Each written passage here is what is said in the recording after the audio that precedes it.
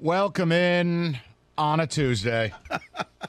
You knew the minute you did that yesterday, Roberto was hard at work. Yep. It's not bad, though. Yeah. It's still no dance school, but it's good. All right, so, look, we're going to get to the Lions in a little bit. We wanted to change it up as we started on a Tuesday. This Cade Cunningham news, I kind of go back and forth here. I mean, there's part of me, Rico, that, like, I go, screw it. This team blows. They really are awful. And if you're going to be bad, you may as well be the worst, right? There's just a part of it where you go, okay. It's like the year the Spurs were going to be bad and David Robinson got hurt and then, like, Sean Elliott got dealt. They got Tim Duncan. I know that it's going to be. Unfortunately, that's the reason why they now have the weighted draft because. Right. Yeah. And again, I understand the odds are greatly against landing the number one pick with Wembanyama. That guy. And there's part of me that goes, all right, F it, just be terrible. I got to tell you, there's another part where I'm kind of pissed, where it's like year two for players is really the most important.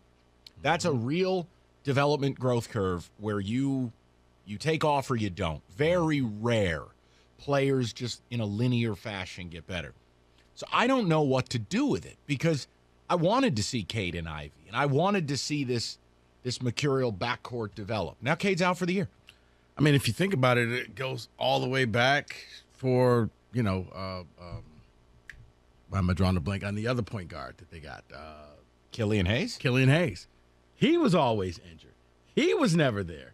So next year will be the first time you may see all three together in the same backcourt. The problem is it feels good to say, oh, they're going to tank for Wembanyama. They're going to go out there and they'll land him, except for you get a 14% chance. Right. That's good. It ain't great.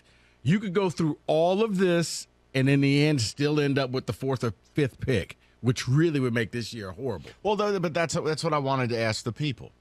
And, being that we're close to the holidays, we can get away with opening with a little Pistons talk. But it sucks. This was a year they were supposed to be, I'm going to say better. You can define better as a couple games or a lot, but they were supposed to be better.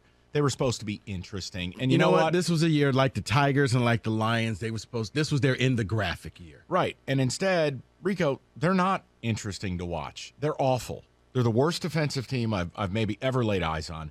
Sadiq Bey has largely been horrible in a year where we thought he would cement himself as a cornerstone player. And look, Cade, we've known for a while that this was a possibility. But now to hear it, I go, okay, so we're just going to go ahead and lose 65 games again. And it's like, this is how teams get in the endless loop. Mm-hmm. See, it wasn't supposed to be like this. No. So I want to know from people where they're at with it. I don't care if there's 4 of you in Metro Detroit who respond.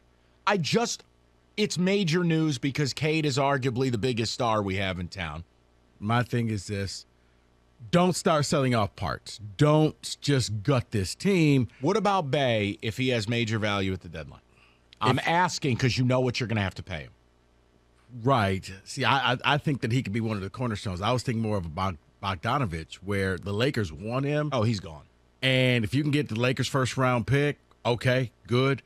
Bey, I would try to hold on unless you just get this great deal. And the way he's playing, you won't. I think you get a good deal. Right. But I don't think a great one. But Bogey's one where, I just assume he's gone. But, yeah, Sadiq Bey, along with these other guys, I think that he could be a great third option for this team. I would not want to lose him. I would like to keep him around. But, yeah, Bogdanovich, yes.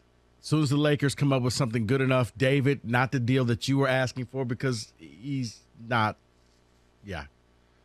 Well, that ain't Devin Booker, okay? I don't think they have it, but David was like, he wanted multiple first-round picks. What? I want to start high because the Lakers had to. I don't think they have it anymore. I know it's the season of giving, but Jesus. Right. We were all like, David, that's not going to happen. But I want to hear from the people because this is not how it's supposed to work. No. And, I think David, when I was talking to him on the phone, it's a great point.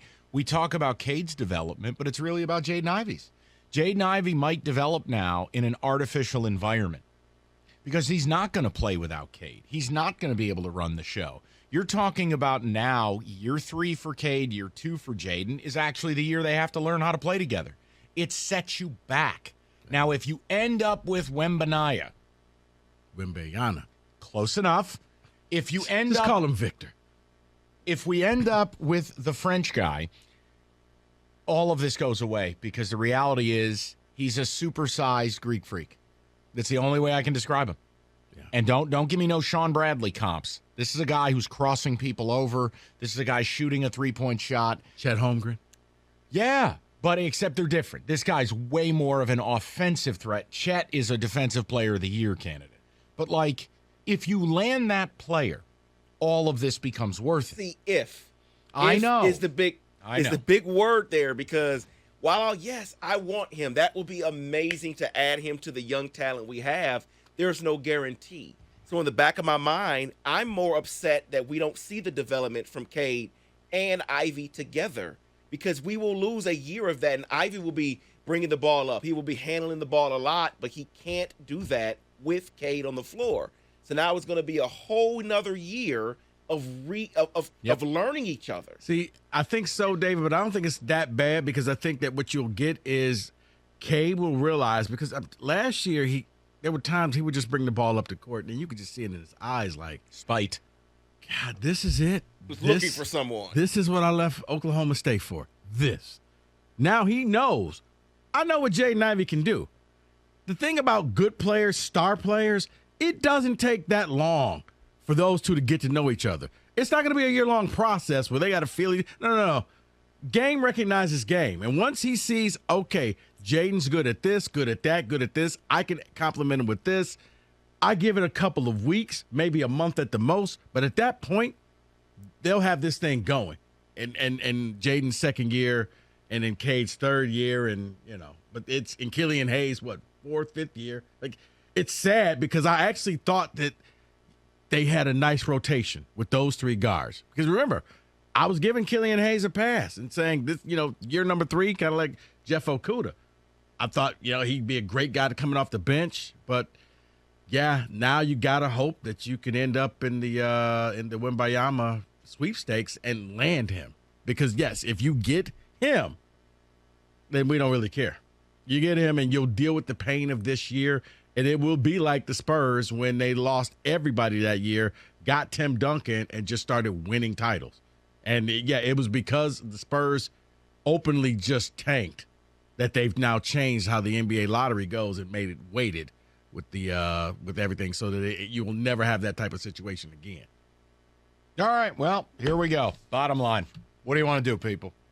This is why. When you wonder why. Cade Cunningham's a superstar. Cade Cunningham is a guy where, look, that's a big blow. He's one of the faces of Detroit. Yeah, you react or you don't. So figure it out. We got a million things to cover, but when you wonder why we don't talk Pistons, here you go. 248-539-9797. Rico, tell them all about it.